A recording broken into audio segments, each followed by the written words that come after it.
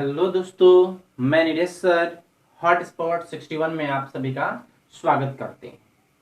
और आज का हम लोग क्लास अटेंड करेंगे रिक्यूरिंग RECURRING रिक्यूरिंग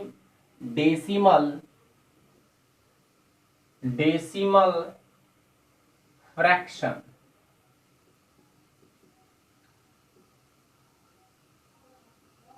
यानी कि इस चीज को हम लोग हिंदी में भी जान लेते हैं कि इसे आवृत्ति दशमलव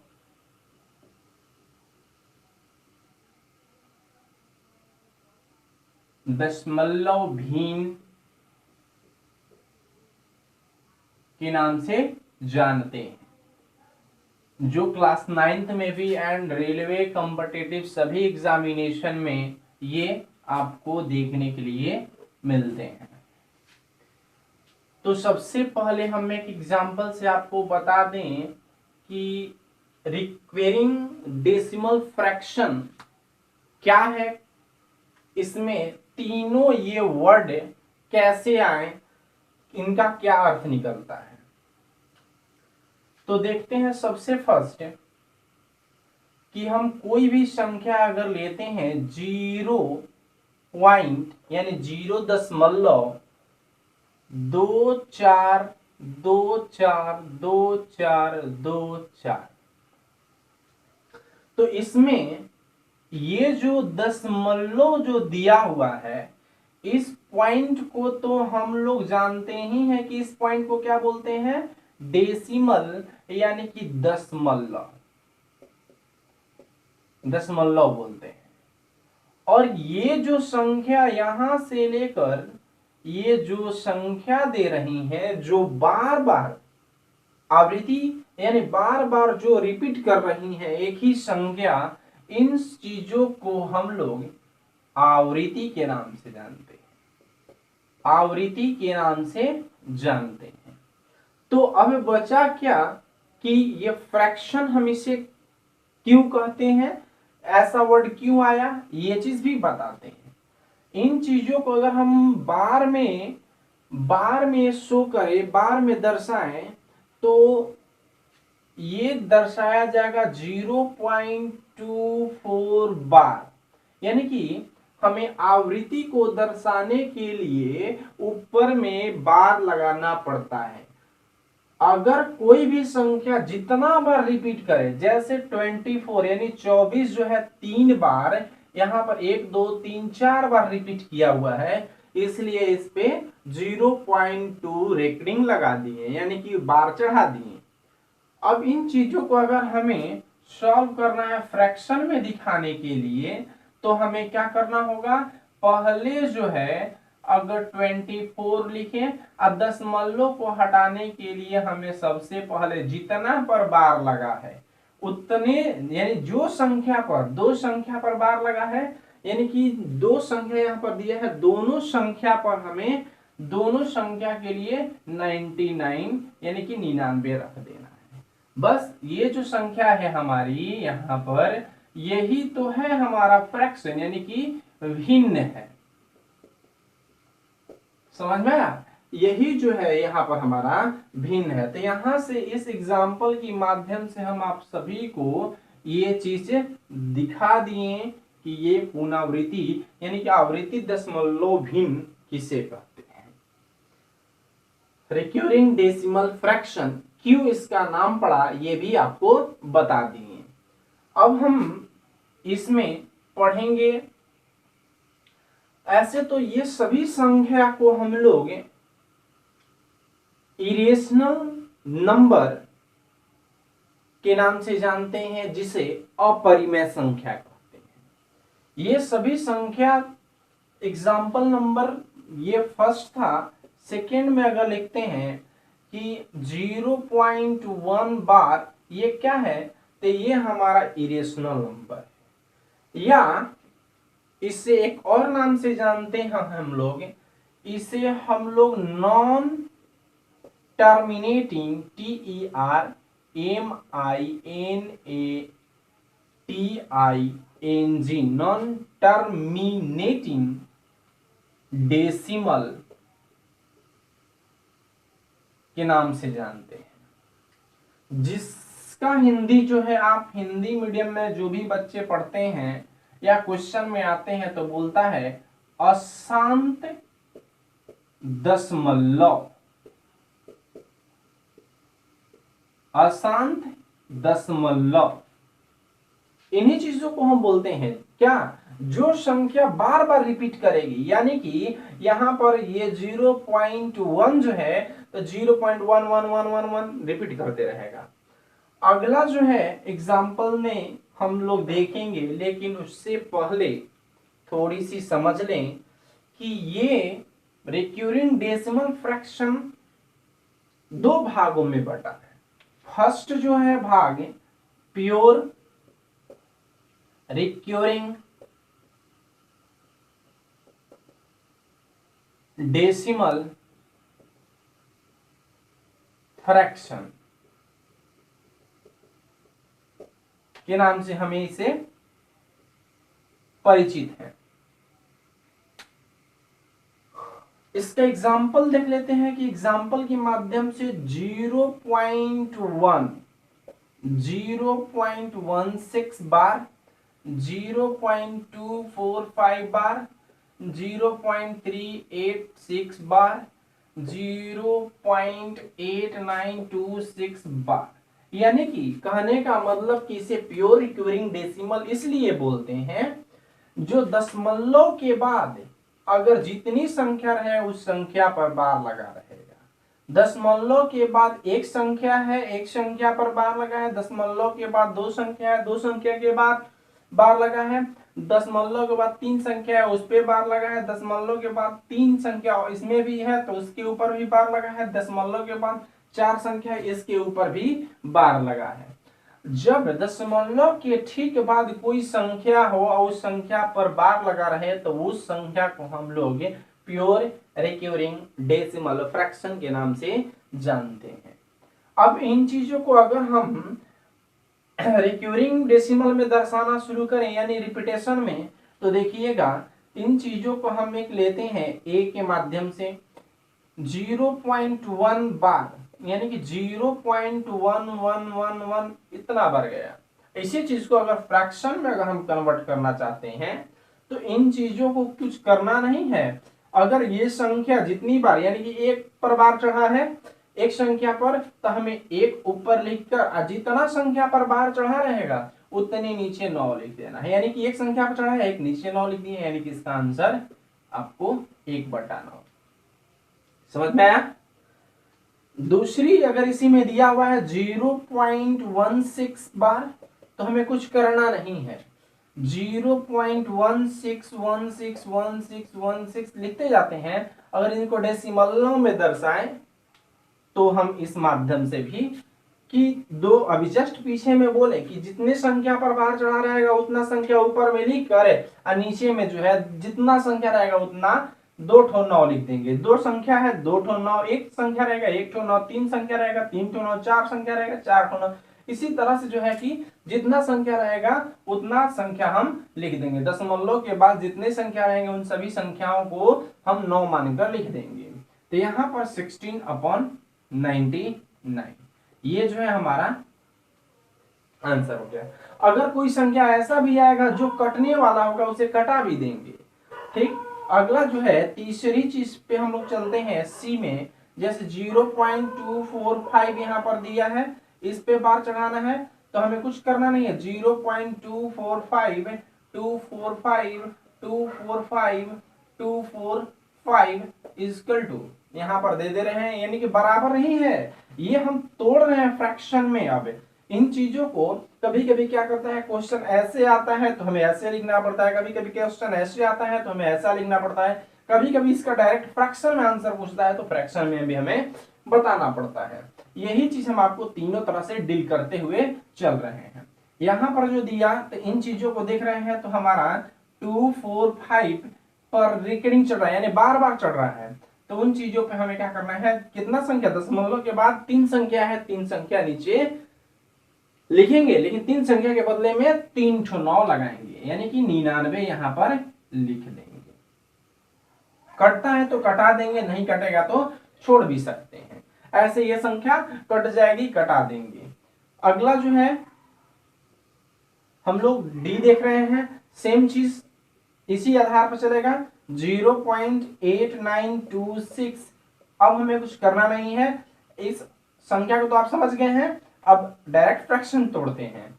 8926 अपॉन, जस्ट अभी बताए थे क्या कि डेसिमल के बाद, दशमलव के बाद जितनी संख्या रहेगी उतनी बार हमें 9 लिख देना है। 4 संख्या है, 4 बार 9 लिख देना है। ये संख्या जो है अब कटने वाली होगी तो कटा भी देंगे। समझ में आया? उसी तरह से और हम दूसरा पार्ट पढ़ लेते हैं इसका।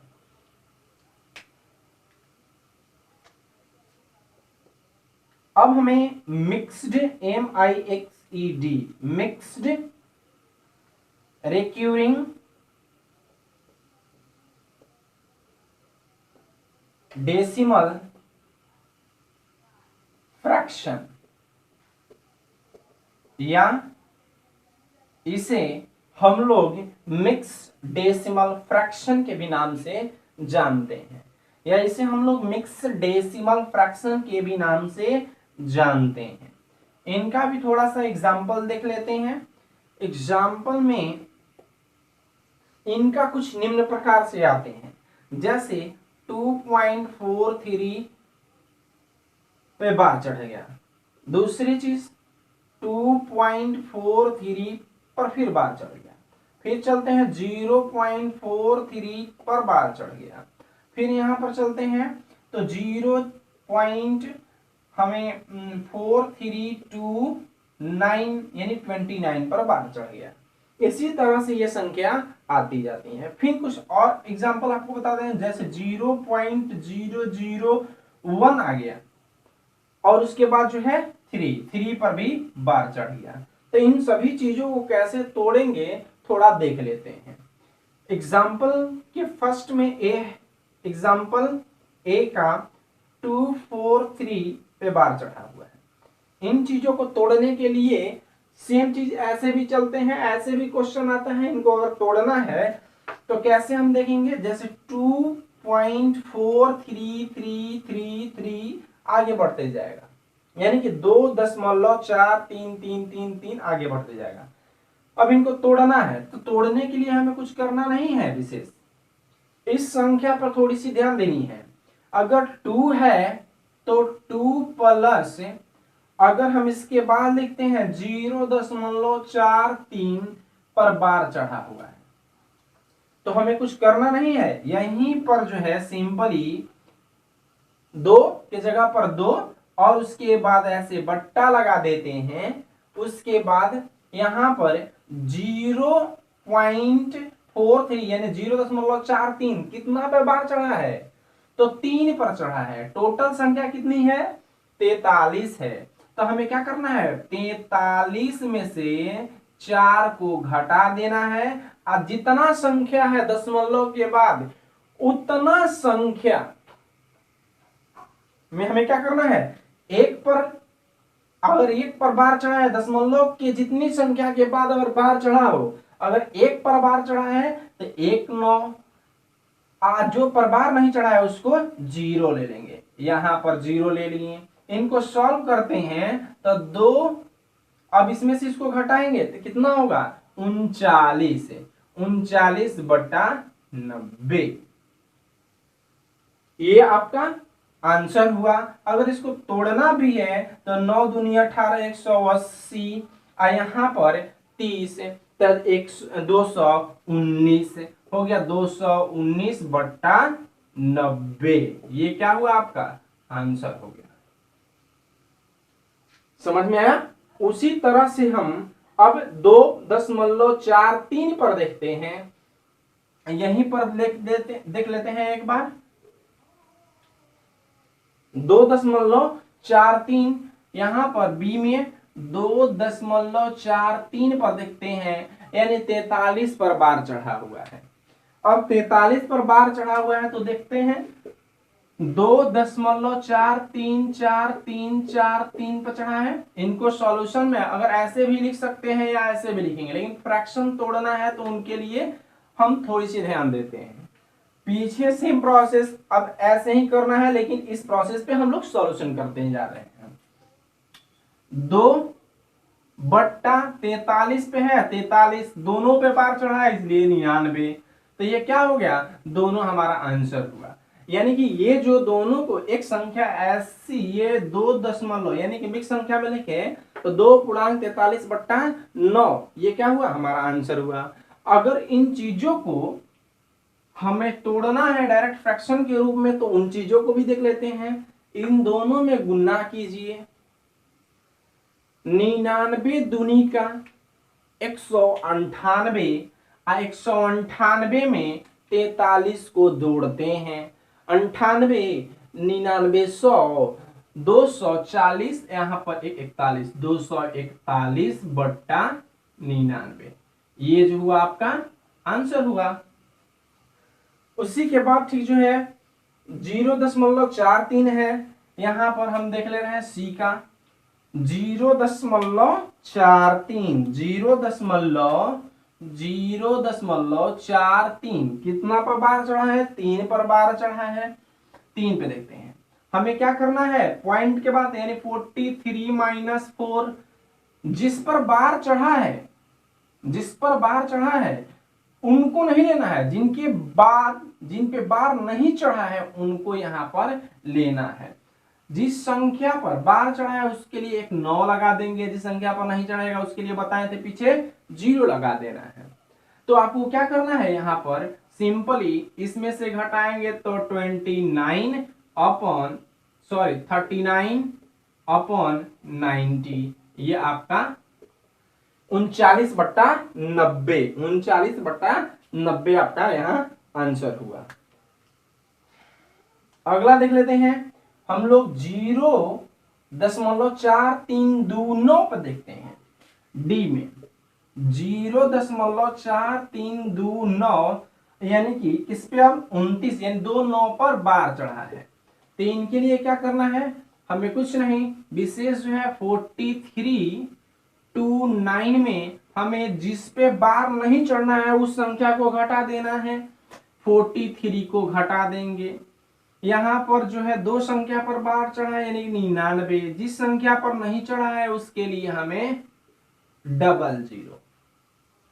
इस संख्या में घटाएंगे तो देख लीजिए 4 3 9 2 9 में हम 43 को घटाते हैं, यहाँ पर 6 ये 12 हुआ, 8 हो गया, यहाँ पर 2 4 यानी कि 4286 अपॉन यानी कि 4286/9900 समझ में आया। ये जो है आपका आंसर हुआ। डी चलते हैं, डी के बाद ई आया यानी कि ई वाला भी अब देख लेते हैं थोड़ी सी। 0.0013 किस पे बार चढ़ा है, 3 पर बार चढ़ा है, कुछ करना नहीं है विशेष। अब हम थोड़ी सी इस पे ध्यान दे दें, क्या करना है, 13 है, 13 - 1 बट्टा कितने पर बार चढ़ा है, 1 पर, कितना पर बार नहीं चढ़ा है उस संख्या को 0 बैठा देना है, यानी 0 भी काउंट होगा, यहां पर 0 भी काउंट होगा कि एक संख्या, 2 संख्या, 3 संख्या, इसलिए 3 0 1 पर 3 पर बार चढ़ा है यानी 3 क्या है, एक अकेला संख्या है, तो यहाँ पर एक 9 जो है बैठाएंगे। अब इसमें से 12 में से 1 को घटा दे, 13 में से 1 को घटाएंगे तो 12 हो जाएगा, 12/9000 ये आपका आंसर हुआ। अगर कटेगा तो कटा देंगे, नहीं कटेगा तो छोड़ देंगे। इतना तक तो आपको समझ में आया रिकॉर्डिंग नंबर यानी कि रिकरिंग डेसिमल फ्रैक्शन आपको क्लियरिटी से बता दिया गया। Thank you for cooperate me.